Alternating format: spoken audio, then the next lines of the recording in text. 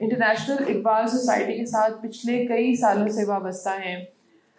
علامہ اقبال کے فلسفے کے اوپر بہت گہرا ان کا مطالعہ ہے, اور میں نے جب انٹرنیشنل اقبال سوسائٹی جوائن کی تھی تو میں بیسکلی انہی سے انفلوئنسڈ ہوئی تھی. میرے استاد ہیں, ان کے لیے میں ایک شعر کہنا چاہوں گی کہ ہے وہی تیرے زمانے کا امام برحق جو تجھے حاضر و موجود سے بیزار کرے. میں دعوت دینا چاہوں گی آج کی اس تقریب کے ایک اور مہمان, ہمارے مہمان خصوصی ہی ہیں, ہمارے اسکالر سروش عالمگیر صاحب.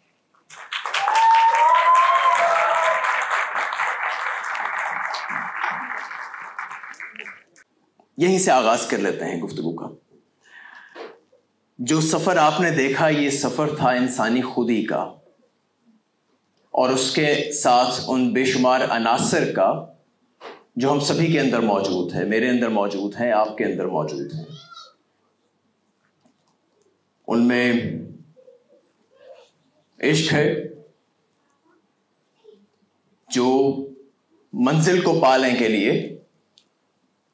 نفس کو وقتی طور پر کھو دینے سے, اس کو فنا کر دینے سے, اس کو قربان کر دینے سے دریغ نہیں کرتا.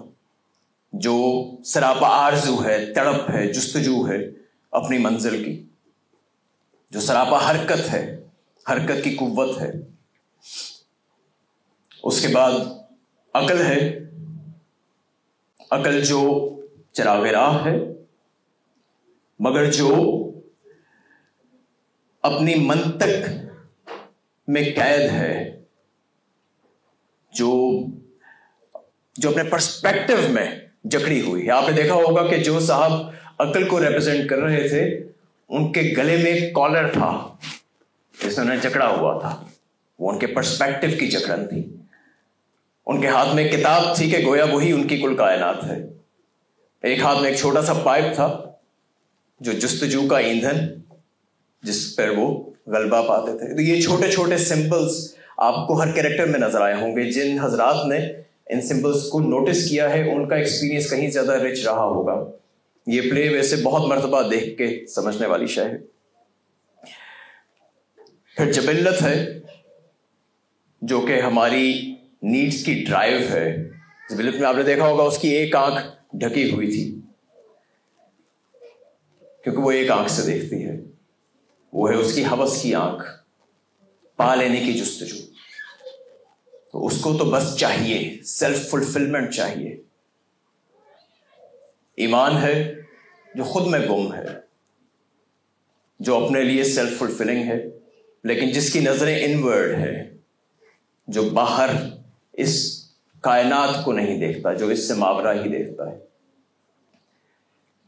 تو یہ تمام چیزیں, یہ تمام عناصر جو ہم سب کے اندر موجود ہیں, یہ آپس میں برسر پیکار رہتے ہیں. ان میں سے ہر ایک ضروری ہے. جبلت بھی ضروری ہے. جبلت یہ ہماری ان نیڈس کی ڈرائیو ہے جسے ہم جب فلفل کرتے ہیں تو یہ ہمیں وہ ویسل عطا کرتی ہے جو اس دنیا کی آپریٹو ویسل ہے, جس کے ذریعے ہم اس دنیا میں اپنے کام سر انجام دیتے ہیں. یہ جبلتوں کی آپس کی کشاکش ہے جو وہ فریم ورک ترتیب دیتی ہے کہ جس فریم ورک میں ہمارے تمام تر ٹرائلز اور ہماری ٹریننگ اور ہمارا تزکیہ جنم لیتا ہے. جب ہم اپنے آپ کو اس پہ اپلائی کرتے ہیں تو ہماری وہ اپرچونٹیز جنم لیتی ہیں کہ جس کے ذریعے ہم بلند تر ہوتے چلے جاتے ہیں. اسی لیے اسلام میں رہبانیت نہیں ہے. آپ نے انہی قوتوں سے نبردآزما ہو کے آپ نے اپنے آپ کو بلند کرنا ہے. تو اسی طرح سے جیسے میں نے عرض کیا کہ عشق ہے, اب عشق سراپا حرکت ہے لیکن اس کے نیچے زمین نہیں ہے. اس کو زمین ایمان دیتا ہے. ایمان فقط زمین ہے, وہ حرکت کی قوت نہیں دیتا. اور آپ دیکھیے ہم کسی بھی منزل کی جانب یوں ہی بڑھتے ہیں نا کہ ہمارے قدم زمین پر ہوں اور ہماری حرکت کی قوت ہمیں آگے موو کرتی جائے. دونوں میں سے ایک بھی کم ہو جائے تو منزل کبھی نہیں آتی. زمین نہ ہو, آپ ہوا میں معلق ہوں, خلا میں معلق ہوں تو جتنے مرضی ہاتھ پاؤں ماریے, جتنی مرضی حرکت کی قوت ہو, آپ وہیں رہیں گے, معلق رہیں گے. پھر اس میں کوئی حرکت نہیں ہے. تو اسی طرح سے عقل وہ بھی بہت ضروری ہے. وہ ہمارا چراغ راہ ہے, وہ ہمارا پورا یوں ایک مینیورنگ سیٹ اپ ہے, مینیورنگ ارینجمنٹ ہے. وہ ہمیں راستہ دکھاتی بھی ہے, ہمیں راستے کے جو گڑھے ہیں ان سے بھی بچاتی ہے. وہ ہماری سڑک کے کنارے پر لگے ریفلیکٹرز بھی ہیں جو ہمیں بتاتے ہیں کہ ہم کبھی اس سے اتر نہ جائیں.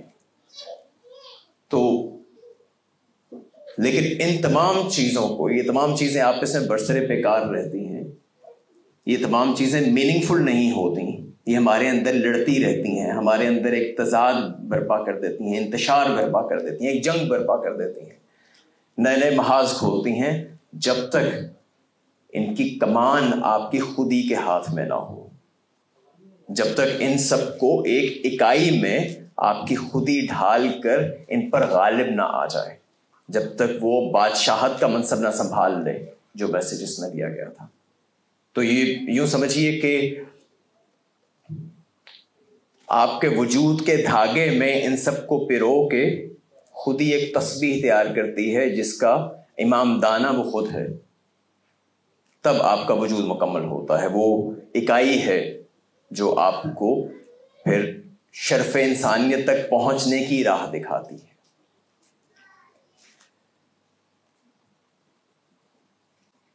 لیکن یہاں پہ بہت سے لوگوں کے ذہن میں یہ سوال آ رہا ہوگا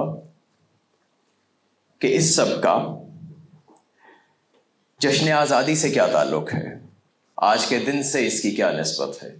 تو ہم تو یہاں پر 14 اگست منانے کے لیے آئے تھے, تو یہ 14 اگست سے اقبال ڈے میں کیسے ڈھل گیا؟ تو اس کا جواب یہ ہے حضور کہ اصل آزادی تو یہی ہے. جو 14 اگست کو 1947 کو جو ہوا تھا, میرے نزدیک وہ یوم آزادی نہیں تھا, میرے نزدیک وہ یوم تحفظ تھا. اس دن آپ کو کچھ اقوام کے تسلط سے نجات دی گئی تھی. وہ بنیادی طور پہ آغاز تھا جس کے بعد آپ نے آزاد کرنا تھا خود کو. وہ آزادی نہیں تھی, وہ تحفظ تھا, ایک موقع تھا جس سے بعد میں آنے والی نسلوں نے, بشمول میرے بشمول ہمارے, اپنی کرپشن میں, اپنی گراوٹ میں, اپنے لالچ میں, چھوٹی چھوٹی قیمت کے لیے ہمیں جس نے یہاں پہ اس تنزل میں لا پھینکا ہے.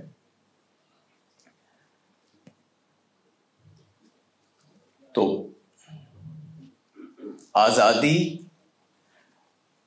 مطلب آپ یوں سوچئے, فرض کیجئے ایک قطعہ تو حاصل ہو گیا, زمین کا ایک ٹکڑا حاصل ہو گیا, لیکن کیا آزاد زمین کا ٹکڑا ہوتا ہے یا قوم ہوتی ہے؟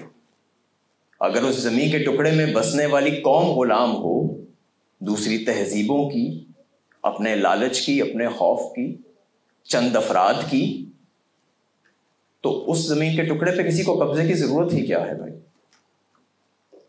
تو اگر قوم غلام ہے تو سب غلام ہے, یہ ریاست غلام ہے, ہم غلام ہیں. تو آزادی کا سفر تو شروع ہونا تھا, اور آزادی فرد کی آزادی ہوتی ہے, آزادی ہمیشہ انسان کی آزادی ہوتی ہے. اور فرد کی آزادی خواہشوں کو پا لینے کی طاقت نہیں ہے جو عام طور پر سمجھا جاتا ہے, جو ایک مغرب کا آزادی کا تصور ہے نا, کہ آپ کے اندر اپنی خواہشات کو, اپنی ڈیزائرز کو پا لینے کی طاقت ہو تو یہ آپ آزاد ہو گئے گویا. جس کے بارے میں اقبال کہتے ہیں کہ مجھے تہذیب حاضر نے عطا کی ہے وہ آزادی کہ ظاہر میں تو آزادی ہے باطن میں گرفتاری.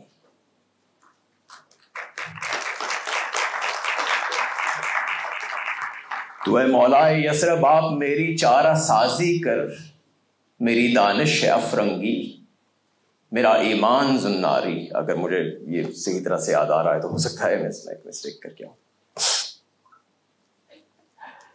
تو آزادی بنیادی طور پہ نام ہے اپنے ارادوں پر غلبہ پا لینے کا, اپنے افعال پہ غلبہ پا لینے کا, کہ آپ کو آپ کی خواہشات کنٹرول نہ کریں. آپ خواہشات کے پیچھے چلیں گے تو آپ خواہشات کے غلام ہیں, دل کی سنتے رہیں گے تو نفس امارہ کے غلام ہیں.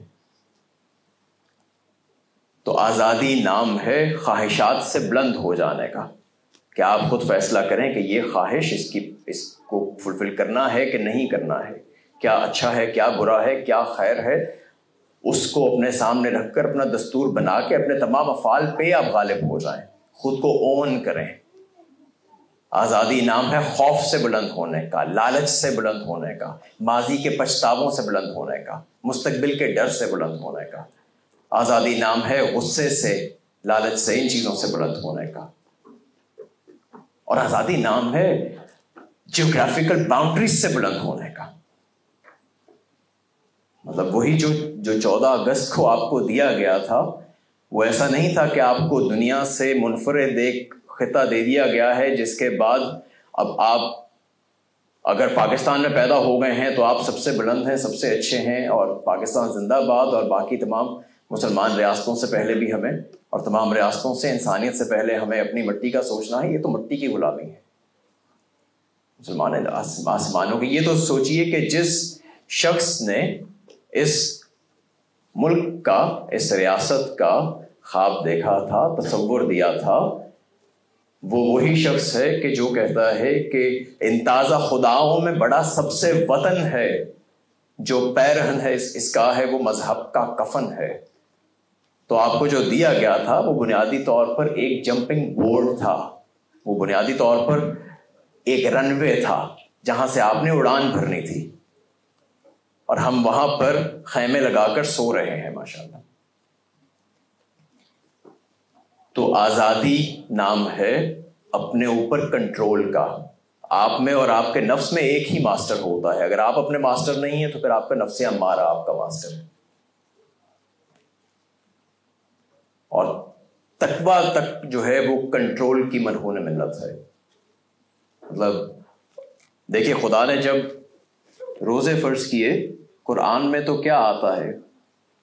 یا ایھا الذین آمنوا کتب علیکم الصیام کما کتب علی الذین من قبلکم لعلکم تتقون۔ اس لیے فرض کیے جا رہے ہیں تاکہ تم متقی ہو جاؤ۔ تقوی کا روزے سے کیا تعلق ہے؟ اس میں آپ کنٹرول ایکسرسائز کرتے ہیں، آپ اپنی لالچ، اپنی ہر طرح کی بھوک، وہ چیزیں جو حلال ہوتی ہیں اس میں حرام ہو جاتی ہیں، تاکہ آپ ٹرین کر سکیں، تاکہ آپ اپنے اوپر غالب آ سکیں، اپنے ارادوں پر غالب آ سکیں۔ تو تقویٰ بھی آزاد بندے کا ہوتا ہے، غلام کا تقویٰ نہیں ہوتا۔ غلام کا تو بس صبر ہوتا ہے، اور وہ بھی وہ صبر نہیں ہوتا جس کا خدا نے حکم دیا ہے، بے بسی ہوتی ہے۔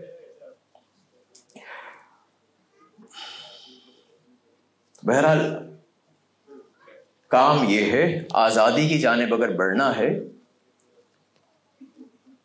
تو آزادی تو افراد ہی سے شروع ہوتی ہے، آپ سے اور مجھ سے شروع ہوتی ہے۔ دیکھیے، آج اگر ہم مثلاً فلسطین کے لیے کچھ نہیں کر پا رہے، اپنے ملک میں ہونے والے بے شمار مظالم کے خلاف کچھ نہیں کر پا رہے، تو کیا وجہ ہے؟ 41 ملکوں کی فوج، 56 ممالک، ایک سے ایک امیر بھی بیٹھے ہیں بیچ میں، نیوکلیئر پاور، واٹ ناٹ، لیکن آپ کے حکمرانوں میں خوف ہے، لالچ ہے، وہ آزاد نہیں ہے۔ تو یہ افراد ہی ہوتے ہیں جو اقوام بناتے ہیں۔ تو کہیں پر دیکھنا ہے آپ نے، خود سے باہر دیکھنا ہے، کسی کی بھی مدد کرنی ہے تو پہلے اپنی مدد کیجیے، اپنے اندر کے قیدی کو چھڑائیے، اپنے ہاتھ میں اپنے ارادے لیجیے، اپنے افعال لیجیے۔ ہم تو چھوٹے چھوٹے سے لالچ، چھوٹی چھوٹی سی ٹیمپٹیشنز پہ ہم بہک جاتے ہیں اور ہم سے کنٹرول نہیں ہوتا۔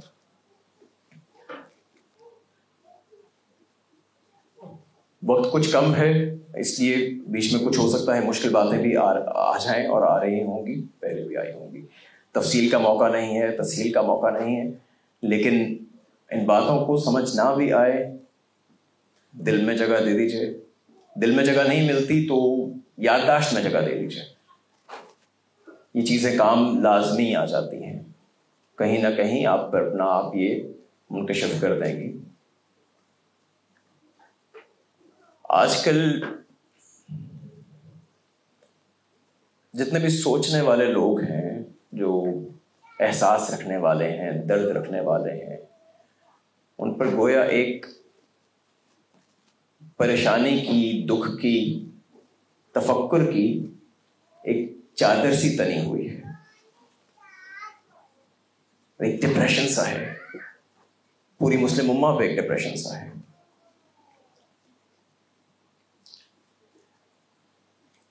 مجھے محترمہ عائشہ نے انہوں نے بھی اس خواہش کا اظہار کیا تھا کہ میں کچھ ایسے مواقع پر جہاں پر یہ ایک ڈپریشن کی پوری دھند چھائی ہوئی ہے اس میں کچھ آپ کے سامنے کوئی پازیٹیو بات رکھ کر جاؤں، کچھ جس سے اس کی دھند چھٹے۔ مگر سچی بات یہ ہے کہ میں آپ سے یہ دکھ کی چادر کھینچنا نہیں چاہتا۔ میں یہ چاہتا ہوں کہ آپ کا دکھ بڑا ہو، میں یہ چاہتا ہوں کہ آپ کے اندر احساس زیاں بڑا ہو۔ مجھے شکایت مسلمانوں سے یہ نہیں ہے کہ وہ بیچارے ڈپریشن میں ہیں، غم میں ڈوبے ہوئے ہیں۔ مجھے یہ شکایت ہے کہ انہوں نے اپنے دکھوں کو پالا نہیں ہے، ان کا دکھ سچا نہیں ہے، وہ اپنے دکھوں کے ساتھ وفادار نہیں ہے۔ یہ دکھ جو ہوتا ہے نا، بڑی عجیب سی شے ہوتی ہے، یہ اقوام کے لیے کیٹالسٹ کا کام کرتی ہے۔ اگر سچی ہو تو یہ پوری قوم کو کھڑا کر دیتی ہے، متحد کر دیتی ہے، آپ کی ترقی کے سارے راستے کھول دیتی ہے۔ دل میں ایک احساس زیاں ہونا چاہیے۔ پازیٹیو اس میں جو بات ہو سکتی ہے وہ صرف امکان کی سطح پر ہو سکتی ہے کہ دیکھیے آپ کہاں تھے، آپ کہاں جا سکتے تھے اور آپ کس گڑھے میں پڑے ہیں۔ جب تک اس تکلیف کو انٹرنلائز نہیں کرتے، جب تک اس دکھ کو اپنے اندر پال کے اس کو ایندھن نہیں بناتے، تب تک یہ سب بکواس ہے۔ یہ فلسطین کا دکھ، کشمیر کا دکھ، فلاں کا دکھ کچھ نہیں۔ اگر ہوتا تو یہ فلسطین آج تو فلسطین نہیں بنا۔ یہ جو ہو رہا ہے آج سے تو نہیں ہو رہا، پہلے بھی کئی مرتبہ ہوتا آیا ہے، اس سے ملتا جلتا۔ کتنے لوگوں نے اس پہ کھڑا ہو کے سوچا کہ میں نے خود کو اس لیے بنانا ہے، میں نے خود کو اس لیے آزاد کرنا ہے، میں نے اس لیے اپنے ہاتھ میں ہنر اور اسباب اکٹھے کرنے ہیں، اپنے ایمان کو اور اس غصے کو میں نے اس لیے ایندھن بنانا ہے کہ میں ان غموں کا مسلمانوں کے مداوع کر سکوں۔ ہمارا تو اسکیپزم ہوتا ہے، 2-4 دن کی ہماری نعرے بازی ہوتی ہے، چیخیں مارتے ہیں صرف اس کو بھلانے کے لیے تاکہ فٹافٹ اس کو چھوڑ کے آگے نکلیں۔ دکھ پالے جاتے ہیں اور میں چاہتا ہوں کہ آپ دکھوں کو لے کر جائیں، محرومی کا احساس لے کر جائیں، زیاں کا احساس، لاس کا احساس لے کر جائیں۔ دیکھیے خدا جب بات کرتا ہے، خدا پازیٹیو بات پتہ ہے کس طرح کرتا ہے؟ وہ کہتا ہے وَالْعَصْرِ إِنَّ الْإِنسَانَ لَفِي خُسْرٍ۔ اس ریت کی طرح پھسلتے ہوئے وقت کی قسم، یہ گواہ ہے کہ تم سب خسارے میں ہو۔ وہ آپ کو آپ کے خسارے کا احساس دلاتا ہے۔ پھر وہ لوگ اٹھتے ہیں کہ جن کے بارے میں پھر کہا جاتا ہے کہ الذین آمنوا وعملوا الصالحات وتواصوا بالحق وتواصوا بالصبر۔ تو یہ خسارے سے وہاں تک کے سفر کے لیے آیات ہیں۔ اس کا سفر شروع خسارے ہی سے ہوتا ہے، خسارے کے احساس سے ہوتا ہے، اور پھر آپ آزادی کی جانب قدم بڑھاتے ہیں۔ تو ہم فلسطین کو یا مسلمانوں میں یا کہیں پر بھی عالم اسلام میں جو بھی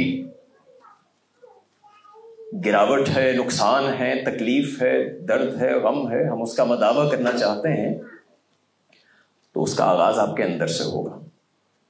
پازیٹیوٹی یہی ہے۔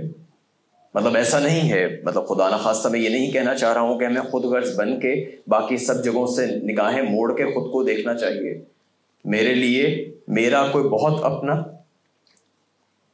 اور فلسطین میں بیٹھا ہوا ایک ہمارا مومن جو بے جگری سے شہادت کو گلے لگا رہا ہے، جن کو دیکھ کے مطلب وہ سراپا آیت لگتے ہیں، لا خوف علیہم ولا هم یحزنون کی، جنہیں نہ کوئی خوف ہے نہ حزن ہے۔ میرے لیے یہ برابر ہیں. لیکن مسئلہ پتہ کیا ہے؟ مسئلہ یہ ہے کہ غلام اس قابل نہیں ہوتا کہ اس سے کوئی کام لیا جائے. مطلب خدا کافر سے کام لے لیتا ہے، ابلیس سے کام لے لیتا ہے اور لیتا آیا ہے. جیسے قرآن کی آیت ہے نا کہ ہم باطل کو آپس میں ٹکرا کے ان کی قوتوں کو کم کرتے ہیں. پھر جب یہود کی سرکشی بڑھی تو ان کو سزا خدا نے کفار کے ہاتھ سے دلائی تھی. وہ تو خدا کے نام لیوا بھی نہیں تھے جن کے ہاتھوں سزا دلوائی گئی تھی. اپنے مطلب اس وقت تو اسلام انہی کے پاس تھا. تو ہمیں جو سزا دلوائی جا رہی ہے وہ بھی ایسے ہی دلائی جا رہی ہے. تو خدا کفار سے کام لے لیتا ہے، وہ غلاموں سے نہیں لیتا. اس لیے آپ کا پہلا قدم آزادی کی طرف ہوگا اگر آپ اپنے تزکیے کی طرف قدم بڑھائیں گے تو ہی آپ اس قابل ہوں گے کہ آپ کچھ اور کر سکیں. جو خیر ہوتی ہے نا، یہ جب انسان کے اندر بھرتی ہے تو پھر باہر کو بڑھتی ہے. تو خود پر کام کیجئے، اپنے آس پاس اپنے گھر والوں کا ساتھ دیجئے، وہاں خیر بانٹیے، اپنے محلے میں خیر بانٹیے، اپنے شہر میں خیر بانٹیے. آپ کے آس پاس جو مظالم ہو رہے ہیں ان کے خلاف آواز اٹھا کر دیکھیے. جو آپ کا دائرہ کار ہے وہ آپ پہ فرض ہے کہ وہاں تک آپ خیر پہنچائیں. لیکن سینہ نور سے بھرے گا تو اس کی روشنی باہر جائے گی. تو اس لیے آزادی کے دن پر پیغام بس یہی ہے کہ کافی سال گزر گئے،